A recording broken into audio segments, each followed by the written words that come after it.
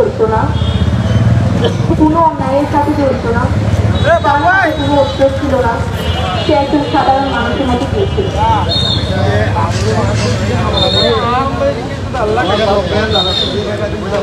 আমার পরিবার না, আমার শ্বশুরের নাম হচ্ছে নাসিরুদ্দিন।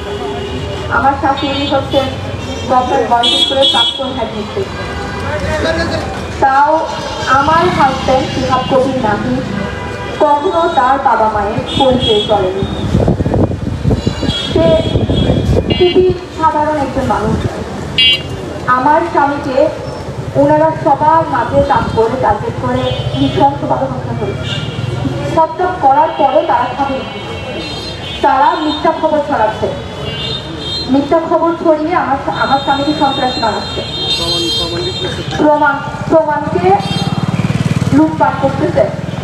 তারা নিজেদের মাধ্যমে না করে অন্যদের মাধ্যমে প্রচার করছে। প্রিয় সাংবাদিক ভাইয়েরা, আপনারা সত্যতা প্রকাশ করুন, আপনারা সত্যতা প্রকাশ করুন, আপনারা অন্যের কথা শুনে বিভ্রান্তি ছড়াবেন না। আমার স্বামীকে ফোনটা দাও।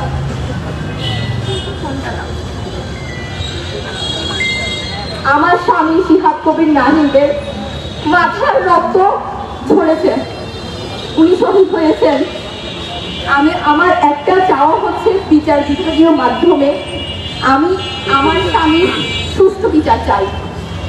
আমার স্বামীকে হত্যা করেছে, গুলি করেছে আমার স্বামীকে। আপনারা সবাই দেখুন, এটা কি কখনো লাঠি, এটা কি কখনো পাথরের নিক্ষেপ হতে পারে? এটা কি পাথরের নিক্ষেপ হতে পারে?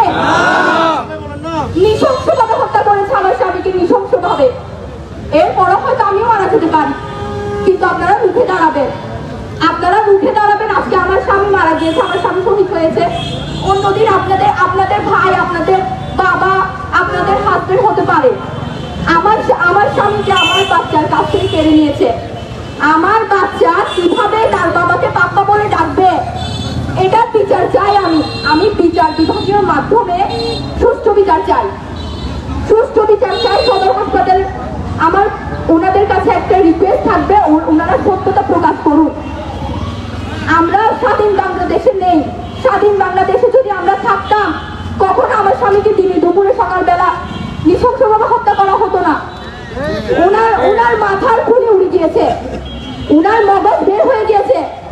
ওনারা বলছে যে গুলি করেনি, কিন্তু গুলি তো ওনার মাথায় আছে। সবাই যে ওনার মাথায় হাত দিয়েছে, আমি নিজে হাত দিয়েছি, মগজ খুলে পড়ে যাচ্ছে। ওনাকে হত্যা করার পরে ওনারা অফিসের মাধ্যমে 1 ঘন্টা পর্যন্ত ঢুকিয়ে রেখেছে, যাতে ছটফট করে মৃত্যুবরণ করে। আমি এটা বিচার চাই। আমার সন্তানের বাবাকে যারা কেড়ে নিয়েছে, আমি এটা সুষ্ঠু বিচার চাই। আর যদি আমি স্বাধীন দেশে থেকে যদি বিচার না পাই, আমাকে মেরে ফেলতে হবে, আমার সন্তানকে মেরে ফেলতে হবে। আমি এটা সুষ্ঠু বিচার চাই।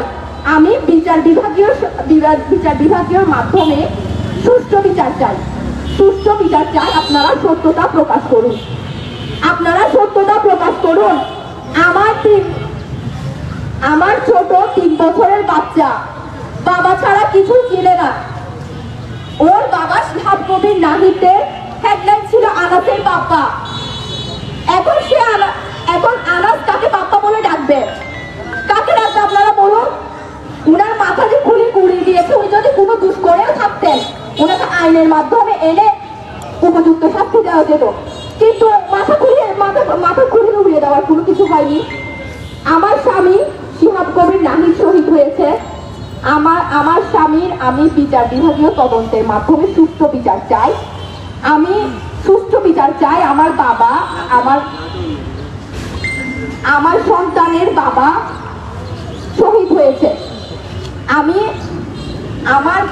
আমার বাচ্চার বাবা শহীদ হয়েছে, এটা স্বীকৃতি চাই, সুষ্ঠু বিচার চাই।